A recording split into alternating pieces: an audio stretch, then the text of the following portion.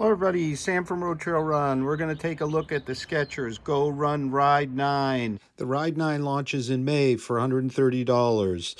It loses quite a bit of weight over its predecessor, about an ounce or 30 grams, to come in at a very light estimated 8.2 ounces, 233 grams in a US 9. It has a big 28 4-foot, 34 millimeter heel, stack height, a 6 millimeter drop. So that is a max cushion kind of class shoe at a very light weight. And I'm going to A/B test them against the 8 here. So the 9 is a significant update, and I think super positive one for the Ride. The Ride has been Skechers' kind of daily trainer. In the lineup, we're all familiar with the snappy razor and so on, and the kind of bouncy, fun, a bit unstable Max Road. However, in the 8, it was kind of a lumbering beast, this particularly in the 4-foot, extremely stiff. Can't even begin to flex them. While over here, and they have about equivalent runs on them, although the other pair is almost brand new. You can see we have a much more flexible shoe. Now, how they did that, I'm not sure, but I think we can see over here no flex grooves through, whereas here we do. I also find the heel less blocky.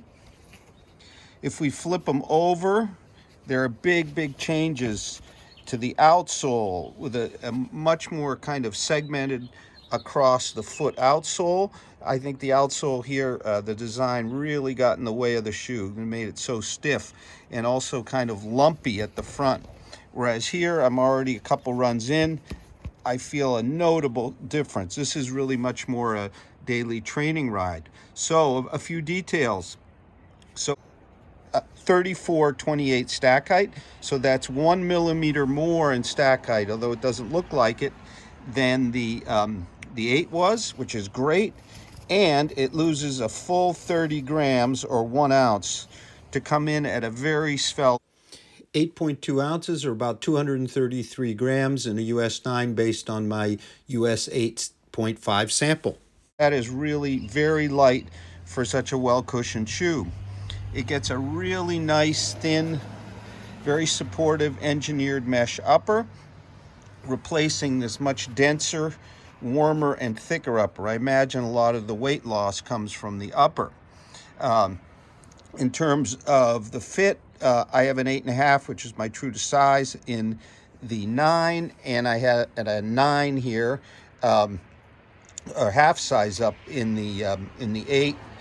Fit is comparable. There's a bit less of an all kind of enveloping, kind of warm feel to the 9, which is welcome. So I've taken for a couple runs. I'm going to take them on one more, and it's going to be an A/B, and I'll give you my conclusions after the run. It'll come out in May for $130, so it's right there in the daily training class weight, lighter than most, and priced about where they all are, about $130. So I'm going to take them out for the A/B run. I'm kind of dreading it, and I already know the answer. The 9 is significantly more exciting and equally as well cushioned. In fact, 1 millimeter more. But let's go take them for a run. So let's talk about the fit. So on my blue, the right, the 9, I'm an 8.5, my usual size. I have a 9 with the 8 over here. And I'm going to say that the fit, because the upper is such a lighter mesh, less dense, that the fit is equivalent. So I think though, even though the blue may be a little bit lower volume across the midfoot and the toes, it fits about the same, equally secure at my true to size as half size up in the older one. I did notice that the white here with this much denser mesh absorbed a lot more water during my run, but the hold is secure. I also think because it's a lighter, more flexible mesh, the blue's upper works much better with the flex of the 4-foot, which we now have, whereas here it almost didn't matter because this shoe was kind of stiff. So heel hold is good, not quite the big heavy lockdown here, but I think the heel hold works better with the kind of this more agile feel to the shoe. So I got my dry shoe because it's pouring out, to give you some recaps on the ride. Okay, classic daily training ride. There's plenty of flexibility here. There's response from this new rubber configuration. You don't linger at the heel. It's really basically a daily trainer, whereas before we had something maybe closer to a long run kind of recovery shoe, and I'll get into some of the differences I felt. So at 8.2 ounces is a light shoe for the stack we get here, which is 28 at the heel, 34 at the forefoot. In terms of the upper, I gave you some feedback on that. I'm sure that helps with the weight. Now let's compare. We'll go heel to toe, so to speak.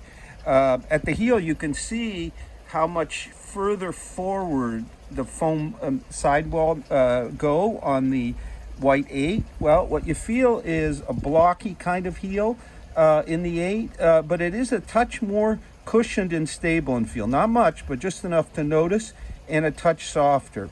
Now, as you go further forward, there's pretty significant changes, I think. I always felt in the 8 I was kind of having to scrape the ground because it's so stiff, and there's really no rocker at all. And I felt that again today, and it particularly gets noticeable the faster you go. At slower paces, a bit less of an issue.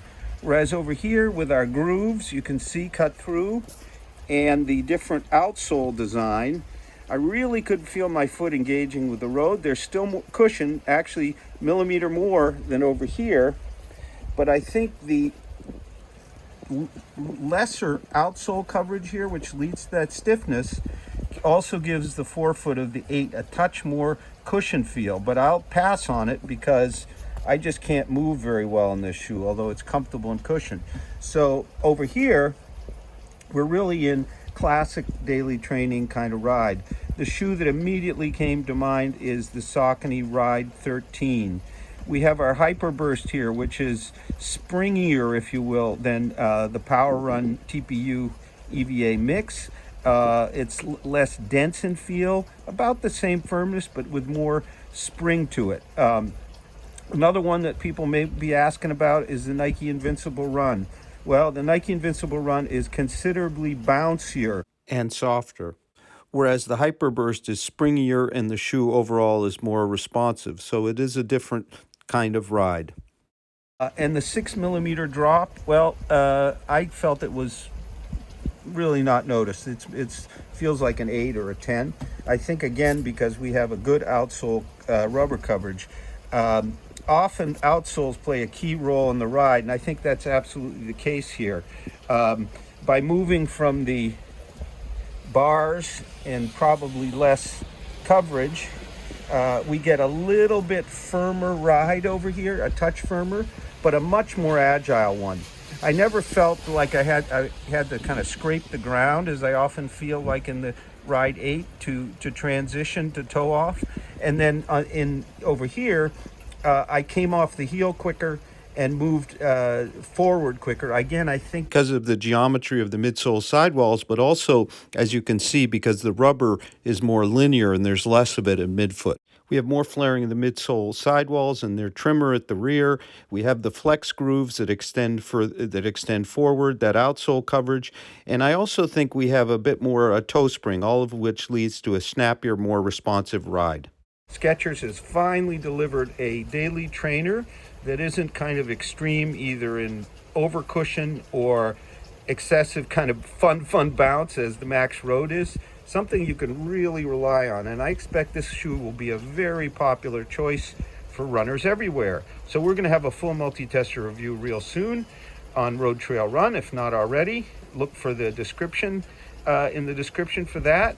We hope you enjoyed the video, and please subscribe to our channel. It'll be much appreciated.